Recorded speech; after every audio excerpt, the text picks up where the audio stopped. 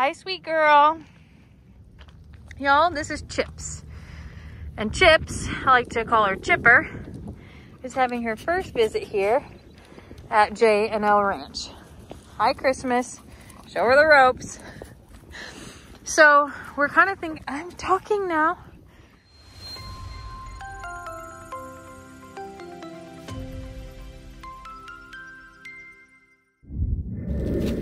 Well, hey y'all. I am out at the J&L Ranch. Lester's out feeding the cows, or let's be honest here, playing with the cows. And I wanted to take a little walk. Number one, because I still love ice cream. Number two, it is a beautiful sunny day and a lot of the fencing project is looking amazing, and I wanted to share that with you. And for number three, I have a confession to make. There's a piece of J&L Ranch that I have yet to walk my little feet across. And I thought, why not have you go with me? So come on, let's take a walk. So the fencing is looking amazing. And we've had several rainy days followed by today's sunny day. And the guys have gotten the top board across this fence. And Lester and I are somewhat dreaming about what's next from here, because we know that the this is the RV the guys are staying in, and this is our RV. And I want to be able to back that up to right about here. Same distance back, but to be able to put it kind of in between.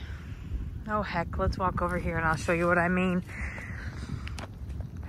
I want to build a shelter for the RV, but also that shelter would have a storage off the back of it to be able to house our lawnmower, the tools for here, because right now they're in that little feed room in the barn and you have to go through the barn to get to it. Even if we don't keep this RV after our contract is up, I still imagine that we will put an RV out here and be able to have that awning similar to what we have at Longhorn Lester's. Is kind of important to prolonging the life of that, keeping limbs from falling over on the slides, that sort of thing. So this tree and this tree sort of are my focal points, and I'd like to build a structure from here to about here, and almost probably about 10 foot off of the back fence, essentially matching the one at Longhorn Lester's, where the RV sits on the back side. With an exception, it would have an enclosure behind the RV that would have like a garage door entry, so an 8 foot wide space that goes the entire length of the back, that is for tools, lawnmower, just what we need here. And then the front would be an open part of the barn, or shelter, whatever you want to call it, where I can put a fire pit and chairs and just have a covered pavilion, I guess you would say, with a concrete floor. That is a place for us to be able to spend time while we're out here. I do anticipate spending more time here. I've made jokes that this could be our little koi pond. Really, it's a bull hole. So that's kind of what we're thinking about for that. I love this grove of trees right here, and I know that Lester was like, that's kind of great for shade, for animals and all those things.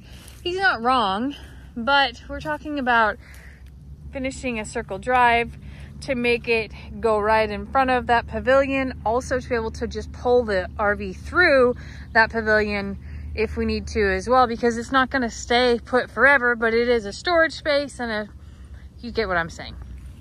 Anyway, the weirdness is what to do with this fencing from there. He's probably talked to y'all about it more than he's even talked to me about it. And I am glad that he changed his mind from his new driveway to utilize the existing one, because it did make sense. The ground was already hardened for it.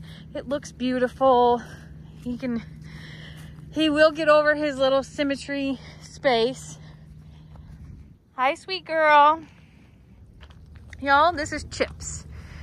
And Chips, I like to call her Chipper, is having her first visit here at J&L Ranch. Hi, Christmas. Show her the ropes. So we're kind of thinking, I'm talking now, kind of thinking through what happens next, because this area will likely become like the yard or the space where I would potentially have a garden or even plant some more fruit trees. It'll be enclosed with a circle drive. Do we just come off of this a little bit further up and go straight across with fence? I don't know. We do know that we want this side of the driveway to go all the way to that gate. This will make this one big pasture. Now, this is the side of the pasture that I haven't walked yet. It does have the loading chute / corral in it. And Lester built a shelter in here for little Gary. As we're thinking through about what's next for Tex and the herd and, you know, spring and understanding the grass out here and being able to rotate pastures and things, this is a good sized pasture. Like, it's significant. That would really be probably hayfield or just a smaller section of pasture. Doesn't have nearly as much shade, and it doesn't have a pond in it currently. This has a pond, so it is ideal. It's actually going to become the biggest section of land because of the way that we cut the driveway across the front. So we were talking, this would need a shelter in it for whatever animals are in here, and it also has a water source already brought into it via water line, and it has the pond. And we were thinking maybe build a second barn right in front of that loading chute. I love this idea because I am the city girl who thinks her cows need a shelter, okay? My cows, our cows, really do enjoy a shelter. It also potentially would need its own UFO. And for all the things that we thought in the beginning about that UFO, and for anybody that doesn't watch Lester's channel, the UFO is the, it's our food cart, okay? It's our chuck wagon over there. It's working out great. The animals are fatter, they're healthy, they're full, they're not running and fighting over food. Like, it's working out amazingly, and above all, it is saving Lester so much time and energy in loading up feed bags and being at Tractor Supply every third day, hoping that what we need's in stock and all the above. So that barn there makes sense. Our electricity could run to it. There's already water. The loading chute being kind of there. Probably to the back side of it, we would fix up a few things about it. Would work out great. And then we have this big open pasture. The water, whenever it rains, goes down here in this ravine and flows all the way out to the back. So this is high and dry and perfect. We would need to have a gate that comes off of the driveway into here as well. But I'm not really sure at what point or where we would want that to happen. But I think it's a great plan. The other thing that we're gonna need here is storage for hay. So current state, we brought over, 3 rolls at a time and just put them all out. But if we're gonna utilize that for a hay field, and if we would ever consider leasing the other spot or at least buying the hay off of it, we would want to store the hay here, not have it baled here and then haul it to I'm a Survivor and then haul it back as we need it. Like, that's ridiculous. Storing the hay here makes sense because these are the animals that would have it to eat most of the time anyway. So I was considering taking that existing barn and building an awning off of each side. I know it came with an awning over here that was broken. Building it off of the right side, but then blocking it so that only a tractor could enter it, and that would be our hay storage off the back side. It's not really a used space right now anyway, and it would block the north wind on that existing barn. Lester thinks that's probably not enough storage. I'm not sure, but it's an idea. It's an idea. What I wanted to walk out here today and see is this pond. When we drove out here, probably about a week ago, after they started the fence project, I noticed that the pond was looking really good, and Lester was like, we gotta clean up all those weeds off the edges. And I'm like, absolutely not. Keep those there. The fish need those. So my hopes are, I want to look at the condition of this pond. I'd like to stock this pond. I'd like to stock both ponds here and the one at Longhorn Lester's. We did the one in I'm a Survivor a few years ago, and we have a turtle problem out there. So everything that I'm putting in that pond is being eaten by turtles. And I'm essentially creating the world's best turtle population out there.